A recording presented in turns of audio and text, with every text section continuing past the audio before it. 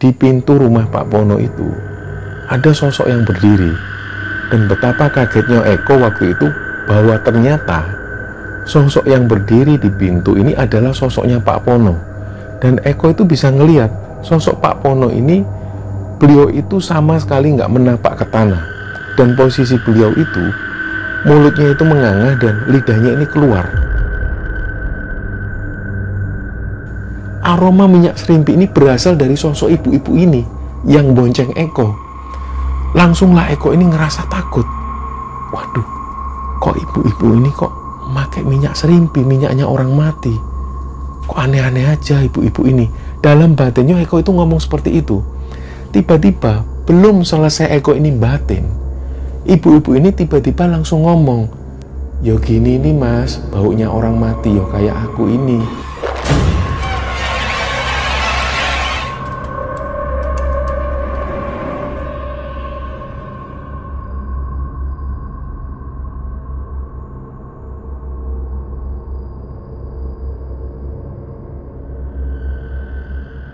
Bismillahirrahmanirrahim. Assalamualaikum warahmatullahi wabarakatuh.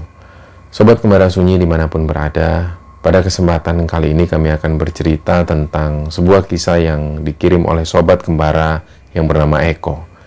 Sebelum kita masuk ke ceritanya, untuk teman-teman yang nonton tayangan ini dan belum subscribe, jangan lupa untuk subscribe lebih dulu agar channel Kembara Sunyi ini lebih berkembang lagi dan kami lebih bersemangat lagi dalam membuat konten-konten terbaru di Kembara Sunyi. Dan untuk teman-teman yang telah mendukung kami sejauh ini, kami mengucapkan terima kasih banyak. Semoga amal kebaikan teman-teman dibalas kebaikan berlipat oleh Allah Subhanahu wa Ta'ala.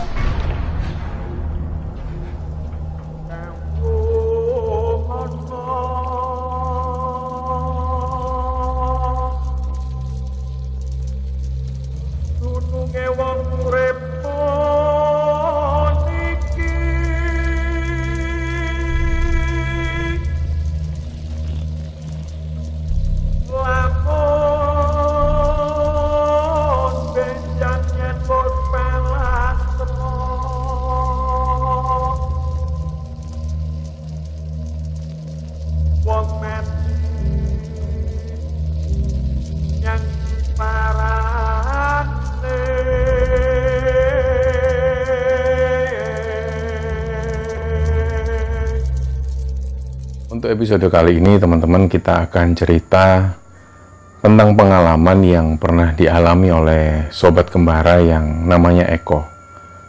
Jadi Eko ini ngirim cerita ke Kembara Sunyi karena dia sendiri adalah penikmat tayangan-tayangan di Kembara Sunyi. Jadi pada saat Eko ini nonton tayangan di Kembara Sunyi, dia ingat kejadian yang pernah dialami. Jadi Eko ini tinggal di Sukapura, Jawa Timur. Kalau teman-teman yang pernah ke Bromo pasti tahu tentang daerah Sukapura ini. Terutama ketika lewat daerah Probolinggo, pasti melewati daerah Sukapura ini. Nah, di daerah Sukapura ini kan cuacanya sejuk dan dingin. Jadi Eko tinggal di sana bersama kedua orang tuanya. Dan pada saat kecil itu, ayahnya Eko ini kerja sebagai kuli bangunan, sedangkan ibunya kerja di hotel di daerah Bromo. Nah, di masa-masa kecil itu Eko masih tinggal di Sukapura dan dia seringkali diajak oleh ayahnya, entah itu menghadiri satu acara di desanya, entah itu pada saat dia diajak ayahnya menghadiri tahlilan. Dan pada waktu itu tiba-tiba pas waktu Eko ini usianya sekitar 5 atau 6 tahun, tiba-tiba desanya tuh gempar rame. Ternyata dia baru tahu kalau ada seorang warganya ini yang meninggal karena bunuh diri. Pak Pono ini ditemukan tewas di rumahnya gantung diri. Nah, Eko sendiri karena waktu itu usianya masih sekitar 6 tahunan, jadi dia nggak tahu kronologis Pak Pono meninggal ini seperti apa dan apa masalah di balik Pak Pono itu sampai beliau memutuskan gantung diri. Yang jelas waktu itu malam harinya dia diajak bapaknya untuk menghadiri tahlilan meninggalnya Pak Pono itu. Nah, pas waktu datang ke sana, banyak sekali orang yang datang seperti biasa. Jadi, berita meninggalnya Pak Pono ini nggak dibahas sama orang-orang ketika ada di tahlilan itu. Jadi, orang-orang fokus dengan tahlilan. Mereka doa bersama. Dan singkat cerita, setelah acara tahlil ini selesai, orang-orang mulai pulang. Nah, karena waktu itu Eko ini duduknya ada di bagian pojok, dan di samping Eko itu ayahnya, dia bisa ngelihat di pintu rumah Pak Pono itu ada sosok yang berdiri. Dan betapa kagetnya Eko waktu itu bahwa ternyata sosok yang berdiri di pintu ini adalah sosoknya Pak Pono. Dan Eko itu bisa ngelihat sosok Pak Pono ini, beliau itu sama sekali nggak menapak ke tanah. Dan posisi beliau itu, mulutnya itu menganga dan lidahnya ini keluar. Nah, begitu Eko ngelihat pemandangan seperti itu, akhirnya Eko ini secara langsung ngeraih tangan bapaknya. Dan waktu itu bapaknya nggak curiga. Begitu Eko ini megang tangan bapaknya, dia ngelihat orang-orang ini jalan seperti biasa. Jadi orang-orang itu nggak tahu bahwa di pintu itu berdiri sosok Pak Pono. Nah, Eko itu ngelihat sambil dia ketakutan, orang-orang ini menembus sosoknya Pak Pono. Jadi Pak Pono itu berdiri dan tertembus orang-orang yang lewat. Nah, giliran ayahnya Eko yang ngajak Eko pulang, mau nggak mau dia harus melewati pintu itu. Dan sosok Pak Pono ini masih berdiri, masih melayang di sana. Begitu Eko dan ayahnya lewat di pintu itu, dia sendiri ngerasa sosok Pak Pono ini seperti tembus. Begitu Eko ngeliat lagi, sosoknya ini masih ada di sana. Nah, begitulah ceritanya. Ketika itu Eko nggak bisa ngomong apa-apa lagi. Dan ayahnya ini curiga. Kamu kenapa, Le, kok diem? Sebenarnya waktu itu Eko ini pengen ngomong, pengen mengungkapkan. Tapi seolah-olah mulutnya itu ada yang nutup rapat. Dia nggak bisa ngomong. Tapi dalam hatinya, dia pengen mengungkapkan. Dia pengen cerita bahwa tadi dia melihat sosok Pak Pono dengan sosok wajah yang mengerikan. Nah, kejadian itu sampai ada di rumah. Ibunya pun curiga. Wajahmu kok pucat, Le? Habis ngapain? Nah, sekali lagi Eko itu pengen cerita. Tapi dia nggak bisa mengungkapkan. Karena waktu itu ibunya ini sudah ngelihat gelagat Eko ini aneh. Langsunglah ibunya ini ngambil air putih. Dan waktu itu ibunya Eko ini berdoa dan meniup air ini. Dan Eko disuruh minum. Nah, setelah Eko ini minum, barulah Eko bisa ngomong. Tapi waktu itu Eko belum cerita. Dan waktu itu karena ibunya sudah ngelihat ini anak aneh. Sudah, kamu tidur dulu, cuci kaki, jangan lupa baca doa. Barulah pagi itu Eko cerita ke ibunya bahwa malam itu dia ngelihat sosok Pak Pono dengan wajah yang mengerikan sekali. Nah, ibunya bilang ke Eko, lain kali, Le, kalau kamu ngelihat yang gitu-gitu, kamu baca doa. Makanya mulai sekarang kalau kamu mau tidur, cuci kaki dan kamu jangan lupa baca doa. Nah, disinilah mulai Eko ini membiasakan diri sebelum tidur, dia cuci kaki, cuci tangan, dan baca doa. Nah, singkat cerita, kejadian itu nggak terulang lagi. Jadi bertahun-tahun kemudian sampai Eko ini menginjak usia 15 tahun, dia kerja ikut orang. Di usia-usia itu Eko sudah kerja. Jadi di satu desa, ada satu juragan bakso. Beliau ini punya beberapa rombong bakso atau bisa kita sebut gerobak karena waktu itu belum ada penjual yang pakai rombong yang didorong. Jadi orang-orang pada masa itu menjual bakso dengan cara ditopang di pundaknya. Nah, waktu itu ada satu juragan di satu desa ini yang punya beberapa gerobak bakso dan Eko kerja di juragan tersebut. Awal-awal jualan bakso dia nggak pernah ada masalah. Pagi hari dari rumah Eko, dia naik angkutan umum yang orang sana ini biasa nyebut angkutan ini dengan nama taksi bison. Berangkatlah dia naik taksi bison itu menuju ke desa juragannya. Begitu sampai di sana, gerobak bakso ini sudah tersedia dan bakso sudah tertata rapi, sudah siap untuk dijajakan. Begitulah sehari-hari Eko ini jualan keliling desa. Nah, sekitar jam 5 sore dia pulang kembali ke rumah juragannya, mengembalikan gerobak bakso itu. Kemudian Eko lanjut pulang naik taksi bison tersebut. Nah, satu kali di desa juragannya ini ada acara atau ada hajatan. Biasanya ketika ada hajatan, di sekitar orang hajatan ini pasti ada orang jualan. Entah itu bakso, mainan anak-anak, permainan tradisional, semua tumplek-plek di situ. Jadi waktu itu Eko ini diberi info oleh juragannya, "Kok nanti kamu datang ke desa ya, kamu jualan bakso di sana." Biasanya setiap ada hajatan Eko selalu seperti itu. Jadi siang itu Eko berangkat, dia nggak berangkat pagi hari, dia berangkat siang hari menuju ke rumah juragannya, dan dilihat bakso ini sudah disediakan, dia siap berangkat. Sore itu berangkatlah Eko menuju ke desa yang dimaksud, dan hajatan ini sudah ramai. Banyak orang yang berdatangan dan di sana sudah banyak orang yang berjualan. Eko pun langsung menempatkan dagangannya di suatu tempat, dia mulai jualan. Dan singkat cerita, malam itu jualannya laris manis. Nggak ada yang tersisa satupun.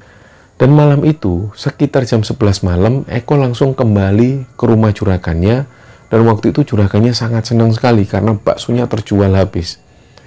Nah, karena malam itu sudah jam 11 malam, juragannya ini sempat ngomong ke Eko, "Sudah kok, nginep sini aja, sudah malam.